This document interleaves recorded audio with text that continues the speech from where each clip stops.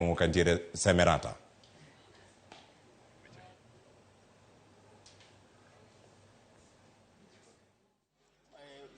Zimesitishwa, ameahirishwa kutokana na masuala. IBC wamesema kwamba watasitisha kwa sasa. Wewe kama mmoja wa vigogo wa ODM unazungumziaje? Kauli yako ni ipi kutokana na hilo? Nitangoja mpaka tuwe na mkutano wa viongozi wa ODM na Azimio la Umoja ili tujue vile tutafanya, kwa sababu hiyo ni pigo kubwa kabisa. Kwa sababu Mombasa ni stronghold yetu na Kakamega pia. Mimi kama gavana wa Kisumu najua gavana wa Kakamega na Mombasa walisikisirika sana jana, kwa hivyo. Tunategemea nini? Manake firimbi ziko kila mahali hapa tukizunguka. Jana watu hawakulala kabisa. Hiyo inamaanisha watu wameanza kuwaza ama kuota ushindi. Wale ya kwamba sisi wakati wa chaguzi hakuna haja ya kulala, kwa sababu tunajitayarisha kwenda piga kura. Kwa hivyo kila mtu alipiga firimbi ili wamuke waende kituo cha kupiga kura. Balozi Marekani ilitoa pia ilisitisha kwamba watu wasisafiri kuja huko Kisumu wakati huu. Tumemuuliza yule balozi ameingia Margaret, akasema haihusiani na matokeo. Unajua hiyo kwamba Amerika wapige kura hapa Kisumu, kwa sababu kama wanakataa kuja Kisumu hakuna shida, sisi tunaendelea kuchagua watu wetu. Ujumbe wako kwa wakazi wa Kisumu kuhusiana na amani? Amani kila siku. Amani, sisi tuamini amani, na kama unaona hapa jamii wanapiga kura amani, najua kwamba hata Kisumu kote kila mtu atafanya hivyo. Ndio. Ubashiri wako wa uchaguzi mkuu upande wa rais? Raila tosha. Raila the fifth kesho. Sherehe kubwa kabisa Kenya kote. Asante bwana. Okay. Prof, nyala wachana Indolu. Okay, erukamano jokanyana. Wago erukamano nyakuom ranyisi musenjo jo piny mangima. Waliwaro ni jomago kura kae obeda tamalo prochiko gachiko. Nikech kaina tamalo prochiko gachiko, kwa wacho ni Raila lo ngato kunyal wacho gimoro amora ni gimano kutimre. Kaka uneno kaka jorato biro kaka wuono gokinyi, negi chako mondo pango laini so chiko mar okinyi kagirito mondo jo IBC oyaw dhot gichago kura. Kaka ineno gibet mos kendo gimbolore ni mangato ka ngato dwaro no donje e ot kata ngodonjo saa 10 to go kura ni Azimio la Umoja One Kenya Coalition mondo walos sirikal mabiro. Raila ncho sewacho maber ahinya.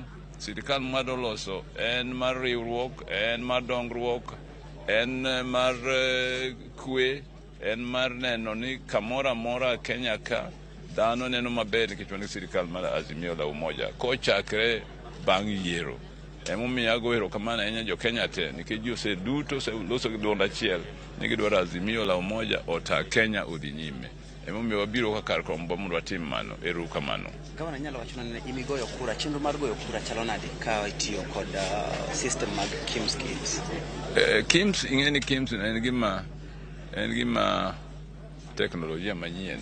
An batime kanyo iketo lith lwedo, iket ma omiyo kodhi mayota nyaka kama choncha makidonjo dika waidi tingiyo tingado nyingi tigo kura machane dim piyo ahinya moingo ma, lakini maber ne ni sasa kisego kura ni to sedonje system ngano knyal loke mane security mo an kuom KIMS kit adwani jo beda patient beda mos mondo wadhigi gini nyaka watieki.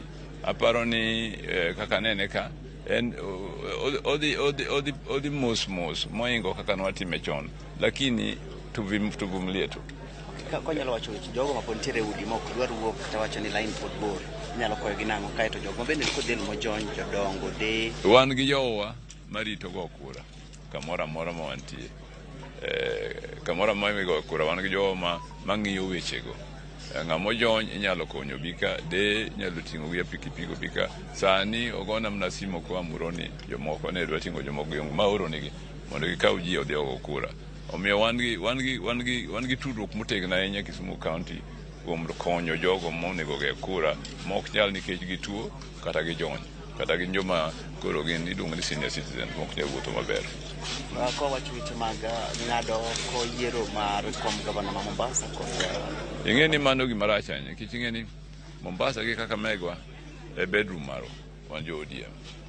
Kanyo mayudo kura tanda waya to ka koro tere no dhi nyime to mani ng'eni nyalo nyoso chuny dhano. To wabiro wache motegno kaka jodongo mag Azimio la Umoja gi ODM mondo wanere gima watimo, nikech sani koro ok wanyal ywago dayo, osetime, ok nyal bedo ywago dayo, koro waneno ni gino to ohinyowa e yore moko, lakini kwaduogo ni wadhi go kura, ing'eni koro kanyo mabiro kete wenge motegno ahinya, wadwa goye kwa rombwa kata gikirena kata gitere bang' dwe ariyo koa kawuono.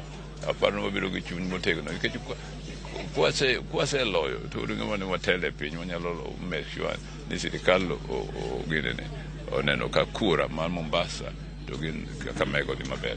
Mogik gavana kenyalo wachonwa ne kigo picha yiero mar koma gavana inyalo dhi nade?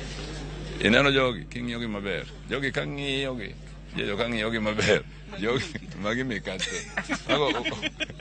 iwinjo tena kama Kisumu County mangima jogo na simo kwa Moroni ne dhano mor ogidwa wacha beach moro nikech kawuono jo campaign king'iyo wengegi maber ting'eni jogi jo 6 piece kamano kako owino jamsiana piny ni kang'iye piny kanene maber wabiro yudo gimwadwaro omiyo gimwadwaro wang' ne wayudo.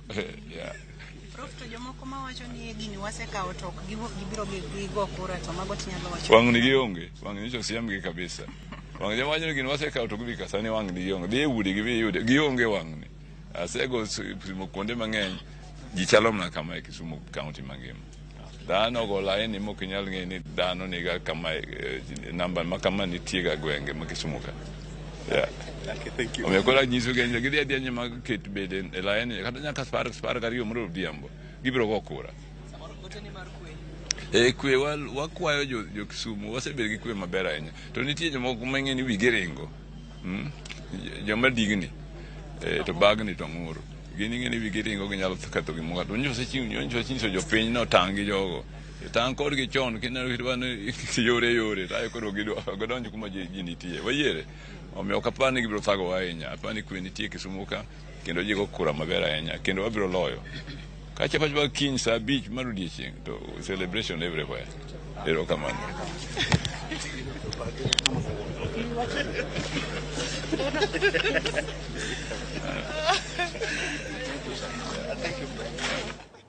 Nyakora Ramogi mano